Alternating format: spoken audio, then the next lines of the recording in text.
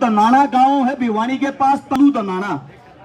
सबसे पहला जो धरना इन बेटियों के लिए दनाना गांव के अंदर लगाया गया और उन्होंने ये कसम खाई है हमारा धरना जब तक चलता रहेगा, हमारे पहलवान जीतकर और यहाँ पर आकर हमारे धरने को उठाएंगे, वरना हमारा धरना लगातार चलता रहेगा। एक बार दनाना गांव की सरदारी के लिए जोरदार ताली बजानी चाहिए। तमाम सरदारी, सम्मानित बुजुर्ग और मेरी मातर शक्तियां, सभी चरणों में आपके बेटे, आपके बच्चे हर्ष शिकारा की हाथ जोड़कर राम राम।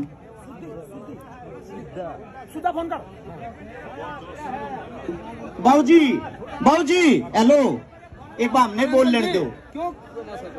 यो माइक आप दे दे पे लल्ला लो। सबसे पहले तो अभी मेरे अंकल जी पिता समान सुरेश को माइक पकड़ कर बताने लग रहे थे, गाड़े भोकन भोकन भाषण देना हो कि मैं समझान भी आऊ। मेरे अंकल जी ने सोमा के सोए तोड़ बता दिया था, अब यो समाधान न्यू होगा, न्यू नहीं तो न्यू करना है। ये तो हमारे बड़े हैं, इतना जोश इस जवानी में हमारे में आज भी नहीं है जितना जोश हमारे बुजुर्गों में। कम से कम इनका ईमान सम्मान कर लो यार। इनके मवाल दौड़े हो रहे थारे संघर्ष के मारे। हाथ जोड़कर विनती है कि बात समझने और सुनने की कोशिश करना। फैसले तो लेंगे हमारे बड्डे, जो भी इनका फैसला होगा हमारे लिए वो सर्वमान्य है, लेकिन उससे दूसरा कुछ बातें ऐसी हैं जिनमें युवाओं को बदलाव करना पड़ेगा। एक सोशल मीडिया पर एक नई पढ़ाई चल रही है, एक नई यूनिवर्सिटी खोल ली है, जिसने कहा अगर फेसबुक या यूनिवर्सिटी या किसने खोली है, सरकार की आईटी सेल ने, और इसमें सबसे मजबूत मीडिया कर रही है। हमने तो यह सुना था, किताबों में यह पढ़ा था, मीडिया हिंदुस्तान का वो चौथा स्तंभ है जो हिंदुस्तान की आवाज को बुलंद करती है, न्याय की आवाज को उठाती है, जनता की आवाज को नेता और मंत्रियों तक पहुंचाती है। आज मुझे बताते हुए बड़ा दुख हो रहा है, जो हमारा चौथा स्तंभ जिसको बोलते हैं जो मीडिया, वो नेता मंत्रियों के पास जाती है, अपनी नगद पैसे लेके उनके प्रचार में लग जाती है। उदाहरण के साथ बताऊंगा, हाथरस के अंदर एक दलित बहन का बलात्कार हुआ। उस वक्त मीडिया चिल्ला चिल्ला के कह रही थी क्या आपको सीबीआई पे भरोसा नहीं है। मीडिया दब के बदनाम कर रही थी, लेकिन उसके बाद जब वो केस सत्य हुआ, मीडिया के मुंह में दही जम गई। मीडिया ने बाद में किसी को पकड़ के ये नहीं पूछा वो केस सत्य था।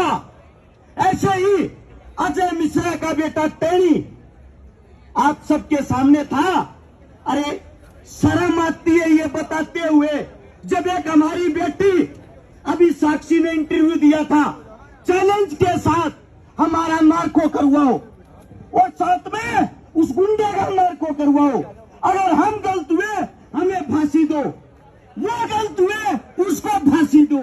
उसके बाद भी लोग क्या कहते हैं, ये तो विपक्ष के आदमी है। पहले तो हमें यह बताएं हमारा पक्ष कौन सा है। कुछ लोग जो हमें जातियों में बांटते हैं, सबसे पहले तो हमारा इतिहास पढ़े। जिस जाति को आप बदनाम कर रहे हो, उसी जाति के बेटे बॉर्डर के ऊपर सबसे ज्यादा शहादत देते हैं। उसी जाति के बेटे उसी तिरंगे में लिपट कर अपने घर आते हैं, और उसी जाति के बेटे जिनको यहाँ के 2 रुपए के भाड़े के सोशल मीडिया वाले टट्टू बदनाम करते हैं, उसी जाति के बेटे विश्व में जाके तिरंगे को ऊपर लहराते हैं। शर्म इस बात की आती है। एक छोटा सा उदाहरण बताता हूं, दिल्ली का इतिहास पढ़ना। दिल्ली का एरिया मात्र 3 से 4 किलोमीटर का था। इसके अंदर 307 खापे आज भी हमारी बसाई हुई है। इसी दिल्ली के अंदर लोग जब हमारे को ये कहते हैं ये विशेष जाति के, उनको ये बता देता हूं, हमने यहाँ दिल्ली पर जब बार बार हमले हुए, हमारे बुजुर्गों ने हमारे लिए अपना रक्त बहाया है, रक्त से इस दिल्ली को सींचा है। और आप हमें देशद्रोही, आप हमें उंगली उठाते हो जब हमारी बहन बेटियों पर कोई बात आती है। आप लोगों को बताता हूं, मराठा और ब्राह्मण सेना 1761 में पानीपत की लड़ाई लड़ने के लिए आए थे। 4000 अपने साथ में अपने परिवार, अपने बच्चे लेके आए थे। जब उनकी उस युद्ध में हार हुई, उस युद्ध के हार के बाद उस वक्त के हमारे महाराजा थे, महाराजा सूरजमल, जिन्होंने जिम्मेदारी ली थी ये बहन बेटी ब्राह्मणों की हो या पेशवाओं की, इनका जिम्मेदार मैं हूं, इनको घर तक मान सम्मान के साथ मैं पहुंचाऊंगा। उसके बाद उन्होंने अपनी सेना को आदेश दिए, वो जो क्षेत्र था जहां पे वो महाराजा साहब जो पेशवा थे, उनका जो अंतिम संस्कार किया गया, वो रोहतक के पास हमारा सांगी गांव है। आज भी हमारे बच्चे, हमारे बुजुर्ग वहां माथा धोते हैं, आज भी हमारे बच्चे वहां दूध चढ़ाते हैं।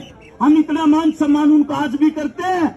और उनकी जो बच्चियां थी, बेटियां थी, हमारे रोहतक के और हिसार के जो मान थे, जाखड़ थे, दैया थे, गुड़िया थे, पुड़िया थे, गिल थे, इज्जत के साथ यहां से सेना जाती है। उन 4000 बेटियों को महाराष्ट्र में मुंबई से 180 किलोमीटर दूर मालेगांव नाम की जगह है, उनको वहां पे बसाती है।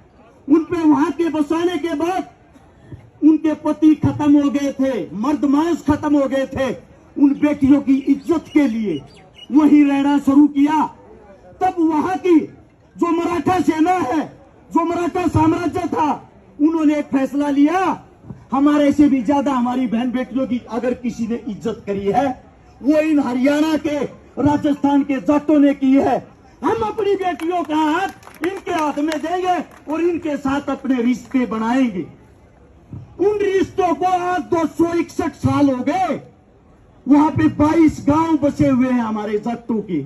उन जाटों के जो अपने घर परिवार को छोड़कर दूसरे की बहन बेटियों की इज्जत करने के लिए वहां चले गए।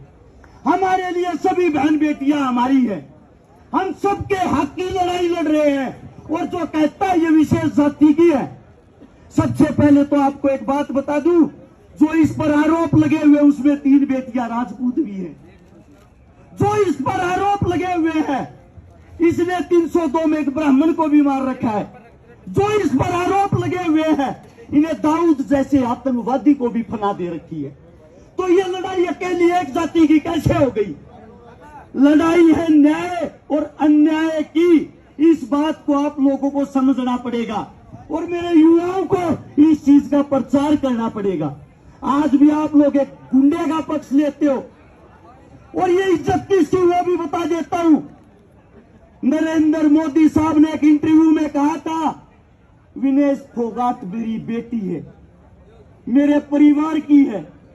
अरे मोदी साहब, हाथ जोड़ के आपसे ये कहता हूं, उस आप ही की बेटी के ऊपर ये मजबूरी आई हुई है। अरे प्रधानमंत्री साहब, अपनी तो बेटी की इज्जत का ख्याल कर लो, ये आपकी बेटी है। आपने चिल्लाते हुए कहा था, नहीं कहा था कि विनेश मेरी बेटी है? सुना होगा आप लोगों ने। आप ही की बेटी न्याय की भीख मांग रही है आपसे, कम से कम अपनी बेटी का तो न्याय कर दो। इससे ज्यादा तो हमारे पास बोलने के लिए शब्द ही नहीं है। एक प्रधानमंत्री की बेटी के साथ अन्याय, ये कैसे हो सकता है? और धृतराष्ट्र की तरह आप आंखें बंद करके कैसे चुप रह सकते हो? इस देश में इससे बड़ा अन्याय कोई नहीं हो सकता। नोट कर लेना, इस देश में इससे बड़ा अन्याय कोई नहीं हो सकता। और जो भी हमारे बुजुर्ग फैसला लेंगे, मैं भी मेरे अंकल की बात से सहमत हूं। 21 तारीख में फैसला आर पार का होना चाहिए। इनका जलूस मत कटवाओ बैठा के। अब बोलते नहीं है ये मट्टी में खेलनी है, पहलवान है, और गारंटी देता हूं मट्टी में मिला देंगे, मट्टी में मिला देंगे। कोई शब्द गलत निकले हो मुंह से, उसके लिए माफी चाहता हूं। आप सभी के चरणों में बोलने का मौका मिला, आप सभी का धन्यवाद। राम राम, जय हिंद। बहुत बहुत धन्यवाद भाई अरस करा।